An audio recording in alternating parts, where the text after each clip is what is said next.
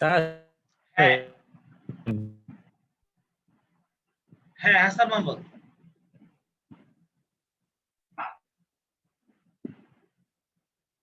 আমার এই লাইনটা খুব ডিস্টার্ব করছে আর কি।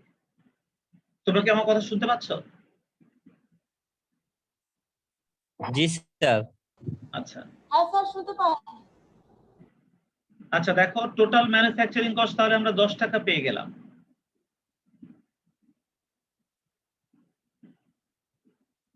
আমরা টোটাল ম্যানুফ্যাকচারিং কস্ট 10 টাকা বের করে ফেললাম। হ্যাঁ, এবার আমরা ইচ্ছা করলে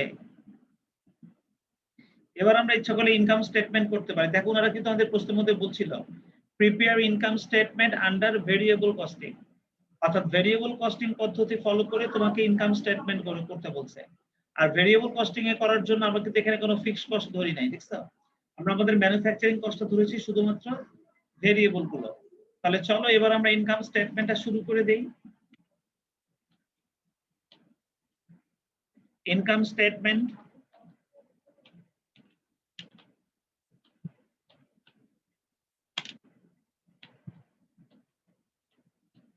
under variable costing method.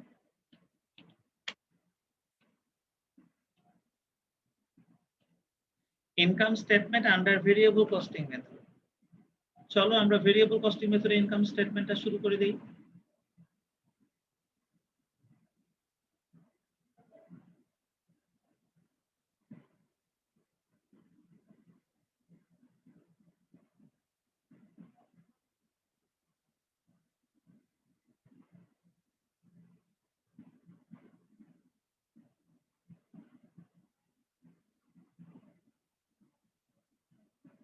দেখো পার্টিকুলার্স,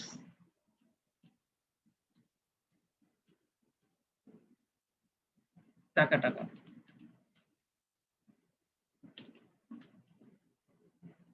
পার্টিকুলার্স টাকা টাকা।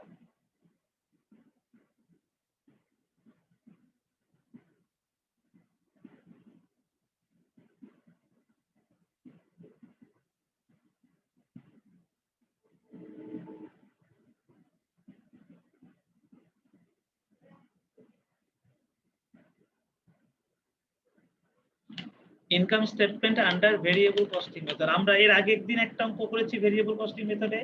আজকে যদি আমরা আরো একটা ভেরিয়েবল কস্টিং মেথডে ইনকাম স্টেটমেন্ট করি, তাহলে মোটামুটি ভেরিয়েবল কস্টিং মেথডে ইনকাম স্টেটমেন্ট করাটা তোমাদের কাছে ইজি হয়ে যাবে।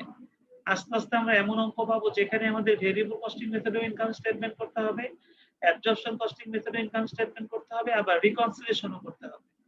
আর সেরকম অঙ্ক করতে পারলে আমাদের এই চ্যাপ্টারটাও কমপ্লিট হয়ে যাবে। দেখো এটা একদমই কঠিন চ্যাপ্টার না, বরঞ্চ সিবিপি করতে যত সময় লেগে গেছে তার থেকে অনেক কম সময় আমরা এই চ্যাপ্টারটা কমপ্লিট করে ফেলব। চলো আমরা সাধারণত প্রথমে সেলস লিখি। আর ওনারা বলে দিয়েছিল 25,000 মাল উৎপাদন করে আমরা 20,000 মাল সেল করছি। আর এই 20,000 মাল সেল করছি কত টাকা করে সেটা বলে দিয়েছে ওনারা। দেখো 25 টাকা করে। ওই যে দেখেছো হাসান মাহমুদ, আমরা কিন্তু 20,000 মাল কিন্তু প্রতিটা 25 টাকা করে বিক্রয় করছি, ওই যে বলে দিয়েছে। তাহলে আমরা লিখে ফেলি সেলস 20,000 ইনটু 25। তাহলে দেখো তো আমাদের টোটাল সেলস এর পরিমাণটা কত টাকা আসে? 5 lakh.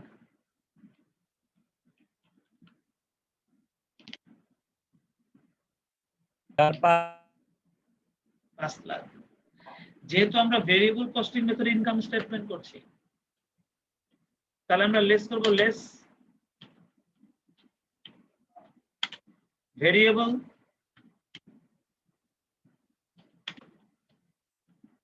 Cost of goods sold. এবার আমরা এখান থেকে লেস করব লেস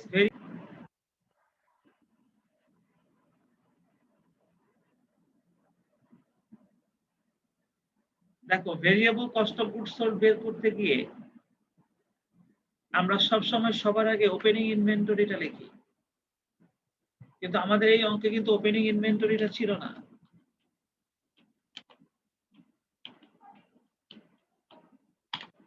আমাদের ওপেনিং ইনভেন্টরি কিন্তু এই অঙ্কে ছিল না।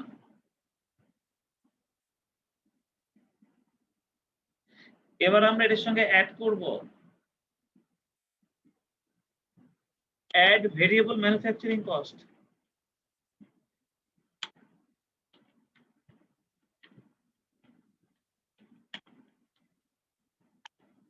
ভেরিয়েবল ম্যানুফ্যাকচারিং কস্ট, তোমরা দেখো আমরা মাল মোট উৎপাদন করেছি 25,000, আর আমাদের ম্যানুফ্যাকচারিং কস্ট পার ইউনিট আমরা বের করেছি 10 টাকা, তাই না? আমরা ওই যে উপরে 10 টাকা বের করেছি না, এই যে উপরে 10 টাকা বের করছি না? জি তাহলে স্যার 25,000 গুণ 10, তাহলে আমাদের ভেরিয়েবল ম্যানুফ্যাকচারিং কস্ট হবে 2,50,000। এবার ওপেনিং এর সঙ্গে এটা যোগ করলে আমাদের যোগফলটা ওই 2,50,000ই বের হবে। আমাদের যোগফলটা ওই 2,50,000ই বের হবে। লিখে দেই 2,50,000।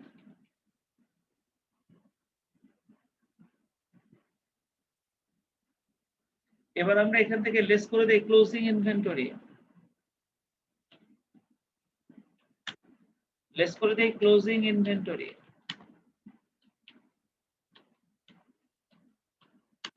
তোমরা দেখো আমাদের ক্লোজিং ইনভেন্টরিটা কিন্তু আমাদের ক্লোজিং ইনভেন্টরিতে কিন্তু 5,000 ইউনিট ছিল,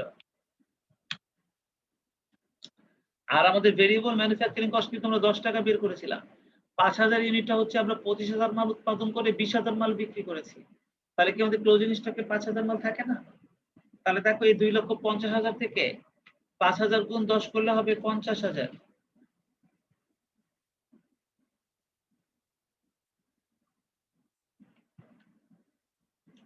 তাহলে 2,50,000 থেকে 50,000 বাদ দিয়ে দিলে আমাদের অ্যামাউন্টটা কিন্তু হয়ে যায় 2 লক্ষ। তাহলে কিন্তু আমরা আমাদের ভেরিয়েবল ম্যানুফ্যাকচারিং কস্টটা পেয়ে গেলাম 2 লক্ষ। আর এটা যদি আমরা এখান থেকে বাদ দিয়ে দিই, 5 লক্ষ থেকে 2 লক্ষ বাদ দিয়ে দিলে তাহলে আমরা কিন্তু পেয়ে যাব গ্রস কন্ট্রিবিউশন মার্জিন 3 লক্ষ। এটাকে আমরা গ্রস কন্ট্রিবিউশন মার্জিন বলি।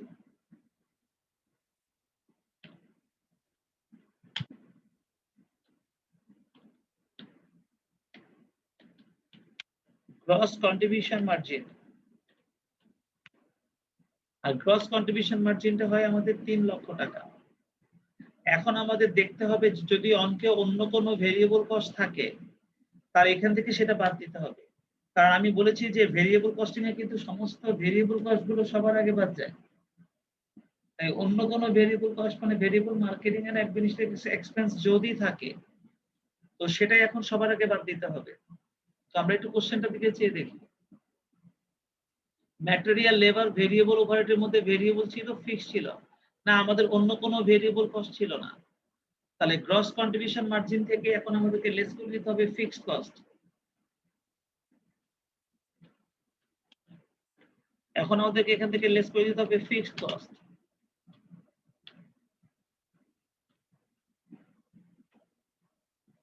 দেখো আমাদের ফিক্সড কস্টের মধ্যে কি কি ছিল? ফিক্সড কস্টের মধ্যে ছিল ফিক্সড ম্যানুফ্যাকচারিং,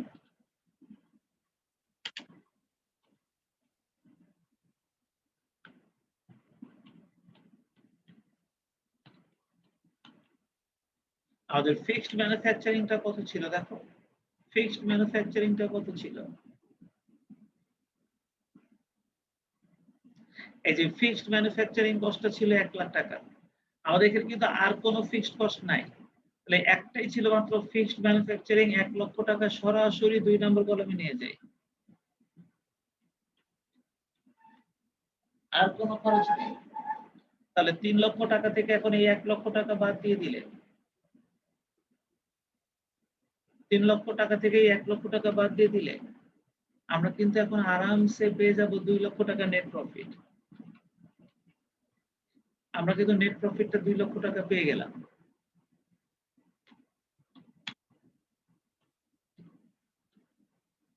তাহলে আমাদের নেট প্রফিটটা বের হয়ে গেল 2 লক্ষ টাকা, আর এটাই অ্যান্সার।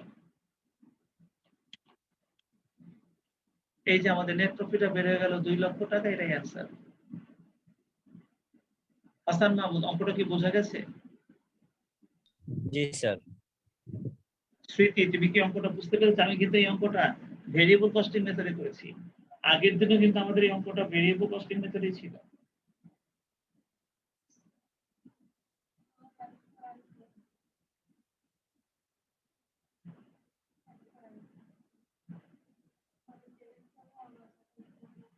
না না তারপর লাস্ট হয়েছিল ওটা 6 ঘন্টা যদি হয়ে যেত আবার না দিলাম আবার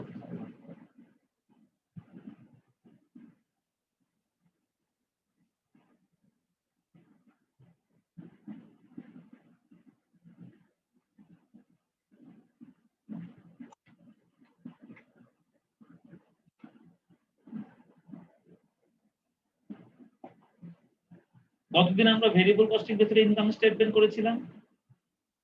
দেখো এই যে সেখানে যে ইনকাম স্টেটমেন্টের বিবরণীটা ছিল কিন্তু 2 বছরের ছিল, কিন্তু আমরা ওখানে যে বিবরণীটা অনুসরণ করেছিলাম ওটা 2 বছরের ছিল আর এটা 1 বছরের। দেখো আমাদের সবার শেষে কিন্তু আমরা ফিক্সড কস্ট গুলো বাদ দিয়েছিলাম। 2 ধরনের ফিক্সড কস্ট ছিল ওখানে, আর এখানে মাত্র একটাই ফিক্সড কস্ট আছে। আর এখানে ফিক্সড কস্ট কিন্তু একটাই আছে। আমরা সেই ফিক্সড কস্টটা বাদ দিয়ে এই 1 লক্ষ টাকা আমরা নেট প্রফিটটা পেয়ে গেলাম। আমার মনে হয় অঙ্কটা তোমরা সবাই বুঝতে পেরেছো। দেখো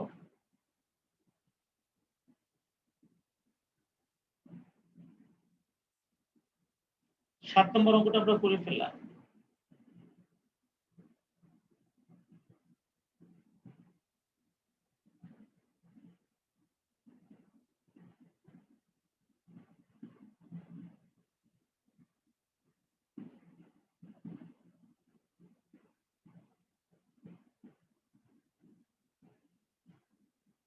হ্যাঁ, এই হচ্ছে সেই অঙ্কটা 8 নম্বর অঙ্কটা। দেখো এই আমি যে অঙ্কটার জন্য একটা নোট লিখতে চেয়েছিলাম তোমাদেরকে, স্মৃতি কি শুনতে পাচ্ছ? স্মৃতি স্মৃতি শুনতে পাচ্ছ? হ্যাঁ, এবার এই 8 নম্বর অঙ্কটার জন্য একটা গুরুত্বপূর্ণ নোট আছে। এই চ্যাপ্টারে বলতে পারো যে সবচাইতে গুরুত্বপূর্ণ নোট। তো আমি অঙ্কটা পড়ে তোমাদেরকে সেই নোটটা দেখাবো। আমি বলেছিলাম যে আমি ওই নোটটা লেখাবো যখন আমি ওরকম একটা অঙ্ক পাবো। আমি একটা অঙ্ক পেয়েছি, এই 8 নম্বর অঙ্কটা আমি পেয়েছি। এখন আমি এটার মধ্যে সেই নোটটা একটু লেখাবো, তবে আগে একটা জিনিস পড়ছি তুমি দেখো। এখানে ওনারা প্রশ্নের মধ্যে বলছে you have given the following information of Rahman brothers.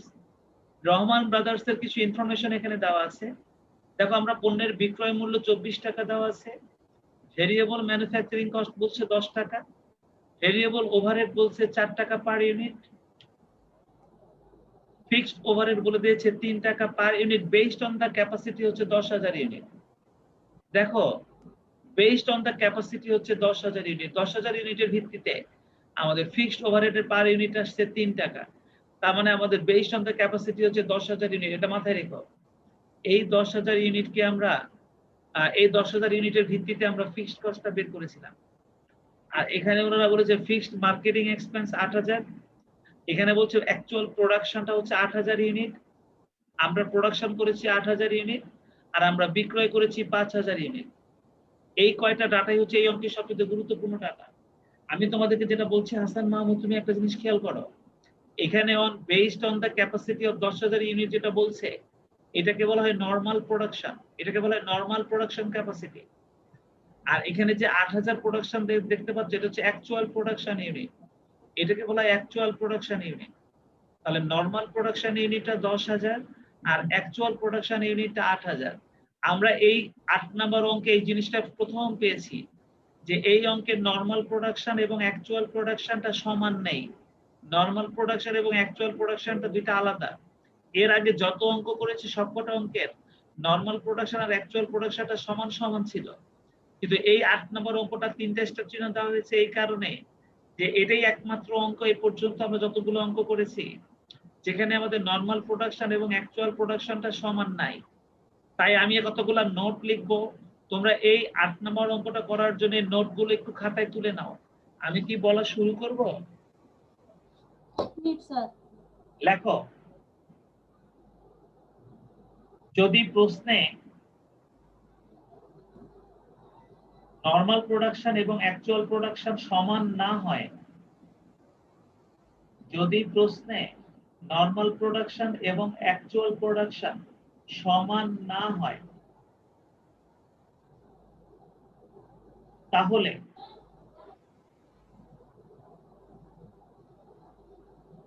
Absorption costing এর ইনকাম স্টেটমেন্ট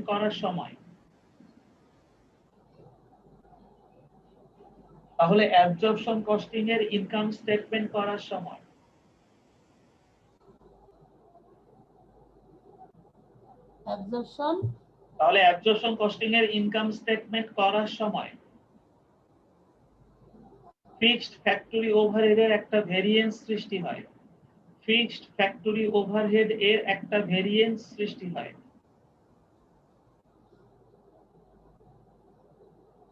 ইনকাম স্টেটমেন্ট করার সময় অ্যাবজর্পশন কস্টিং এর ইনকাম স্টেটমেন্ট করার সময় ফিক্সড ফ্যাক্টরি ওভারহেড এর একটা ভেরিয়েন্স সৃষ্টি হয়। ফিক্সড ফ্যাক্টরি ওভারহেড এর একটা ভেরিয়েন্স সৃষ্টি হয়। কথাটা ভালো করে আমি আবার রিপিট করছি, তোমরা মিলাই দেখো। যদি প্রশ্নে নরমাল প্রোডাকশন এবং অ্যাকচুয়াল প্রোডাকশন সমান না হয়, তাহলে অ্যাবজর্পশন কস্টিং এর ইনকাম স্টেটমেন্ট করতে গিয়ে বা করার সময় ফিক্সড ফ্যাক্টরি ওভারহেড এর একটা ভেরিয়েন্স সৃষ্টি হয়। নোটটা কি ঠিক এভাবেই লিখেছে? অ্যাবজর্পশন কস্টিং এর ইনকাম স্টেটমেন্ট করার সময় ফিক্সড ফ্যাক্টরি ওভারহেড এর একটা ভেরিয়েন্স সৃষ্টি হয়। আমি যখন অঙ্কের সলিউশনটা করাবো, তোমাদের এই নোটের সঙ্গে আমি আমার কথাটা মিলাই দিব।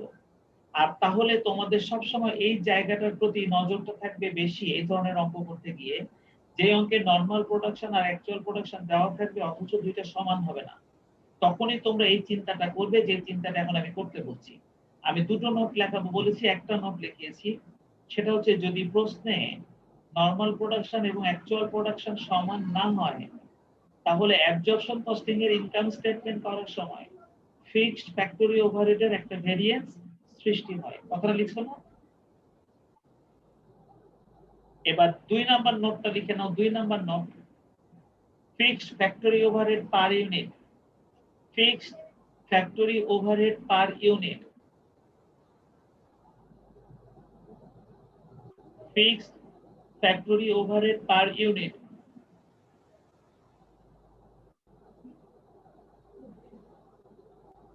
তারপর sir fixed factory overhead per unit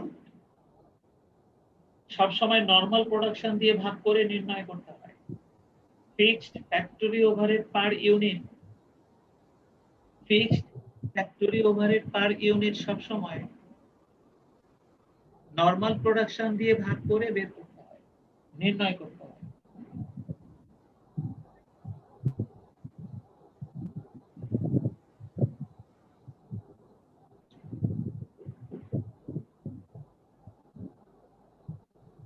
এই 8 নম্বর অঙ্কটা যখন তোমরা তোমাদের ফ্রেশ খাতায় উঠাবা, তখন এই 8 নম্বর অঙ্কটার নিচে দিয়েই তোমাদের এই নোটগুলো লিখে রাখবা, কারণ এই 8 নম্বর অঙ্কটা করতে গিয়ে কিন্তু এই নোটগুলো প্রয়োজন। এটা 2016 সালের ফাইন্যান্স ডিপার্টমেন্টে ন্যাশনাল ইউনিভার্সিটির প্রশ্ন।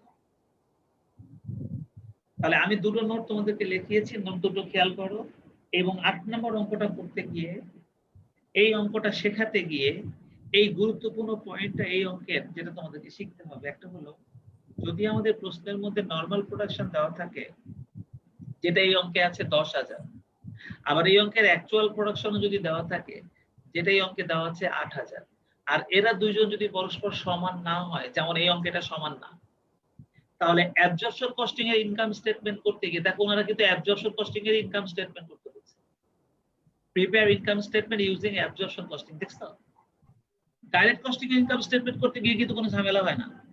আমি কিন্তু নোটের মধ্যে কিন্তু অ্যাবজর্পশন কস্টিং ইনকাম স্টেটমেন্টের কথা বলছি, দেখছো? আমি কিন্তু সব ইনকাম স্টেটমেন্টের কথা বলিনি, শুধুমাত্র অ্যাবজর্পশন কস্টিং ইনকাম স্টেটমেন্ট করতে গিয়ে কিন্তু ফিক্সড ফ্যাক্টরি ওভারহেডের একটা ভেরিয়েন্স সৃষ্টি হয়। তাহলে আমাদের এই অঙ্কটার মধ্যেও ফিক্সড ফ্যাক্টরি ওভারহেডের একটা ভেরিয়েন্স সৃষ্টি হবে, এবং সেটা কিভাবে সৃষ্টি হবে আমি যখন তোমাদেরকে সলভ করাবো তখন আমি তোমাদেরকে বোঝাবো। কিন্তু অঙ্কটা পড়তে গিয়ে তোমাদেরকে আগে থেকে যে ভেরিয়েন্সটা যে সৃষ্টি হবে সেটা তোমাদেরকে আগে থেকেই বুঝে নিতে হবে, ঠিক এইভাবে যে আমাদের নরমাল প্রোডাকশনটা 10,000 আর আমাদের অ্যাকচুয়াল প্রোডাকশনটা 8,000, এই দুইটা যেহেতু সমান না, তাহলে অ্যাবজর্পশন কস্টিং এর ইনকাম স্টেটমেন্ট করতে গেলে আমাদেরকে একটা ফিক্সড ফ্যাক্টরি ওভারহেডের ভেরিয়েন্স সৃষ্টি হবে, এটা মাথায় রেখে ইনকাম স্টেটমেন্ট করতে হবে। বুঝতে পেরেছেন? আচ্ছা, আমাদের অ্যাকচুয়াল প্রোডাকশন করেছি আমরা 8,000 আর আমরা বিক্রয় করেছি 5,000। তাহলে কি আমাদের ক্লোজিং স্টকে 3,000 মাল রয়ে গেছে না? তাহলে আমাদের ক্লোজিং স্টকে কি 3 নাম্বার মাল রয়ে গেছে না? তাহলে আমাদের ক্লোজিং স্টকে কি 3,000 মাল রয়ে গেছে না? রয়ে গেছে কিনা? রয়ে গেছে, তাই না? আচ্ছা, এবার 3 নাম্বার একটা নোট লিখে নাও। 3 নাম্বার নোট। 3 number note. আমি এই 8 নাম্বার অঙ্ক করতে গিয়ে গুরুত্বপূর্ণ 3টা জিনিস তোমাদেরকে শেখাবো। 1 নাম্বার শিখাইছি, যদি নরমাল প্রোডাকশন এবং অ্যাকচুয়াল প্রোডাকশনের মধ্যে পার্থক্য হয়, সমান না হয়, তাহলে অ্যাবজর্পশন কস্টিং ইনকাম স্টেটমেন্ট করতে গিয়ে ফিক্সড ওভারহেডের একটা ভেরিয়েন্স সৃষ্টি হয়। আমরা 2 নাম্বার নোট শিখেছি, সেটা হলো fixed factory overhead per unit বের করতে গেলে সবসময় নরমাল প্রোডাকশন দিয়ে ভাগ করে এটা বের করতে হয়। আর আমরা 3 নাম্বারে যে নোটটা এখন আমি তোমাদেরকে লেখাবো সেটা হলো ডাইরেক্ট কস্টিং। আমি বলবো, তোমরা লিখছো 3 নাম্বার নোটটা?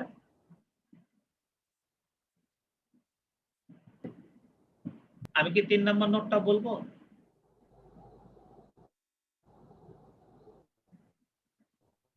জি স্যার বলেন। হ্যাঁ, 3 নাম্বার নোটটা হচ্ছে যে ডাইরেক্ট কস্টিং এবং অ্যাবজর্পশন কস্টিং এর ইনকাম স্টেটমেন্ট করতে গিয়ে, ডাইরেক্ট কস্টিং এবং অ্যাবজর্পশন কস্টিং এর ইনকাম স্টেটমেন্ট করতে গিয়ে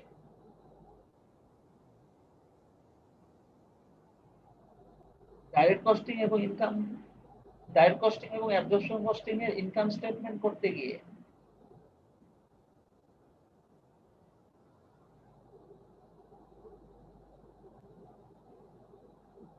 ডাইরেক্ট কস্টিং এবং অ্যাবজর্পশন কস্টিং এর ইনকাম স্টেটমেন্ট করতে গিয়ে যদি অঙ্কে কোনো ভেরিয়েন্স থাকে,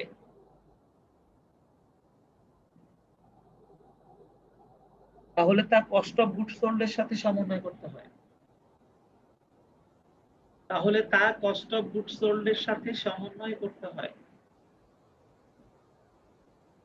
ডাইরেক্ট কস্টিং এবং অ্যাবজর্পশন কস্টিং এর ইনকাম স্টেটমেন্ট করতে গিয়ে যদি কোনো ভেরিয়েন্স থাকে, তাহলে তা কস্ট অফ গুডস সোল্ড এর সাথে সমন্বয় করতে হয়।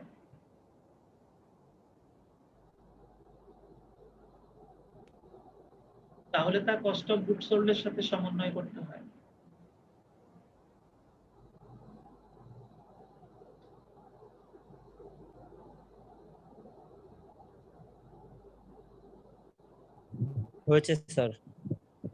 এই গুরুত্বপূর্ণ 3টা নোট ফলো করে আমাদেরকে কিন্তু এই চমৎকার অঙ্কটা করতে হবে। আর আমি সবাইকে নিয়েই পরবর্তী ক্লাসে এই চমৎকার অঙ্কটা করতে চাই।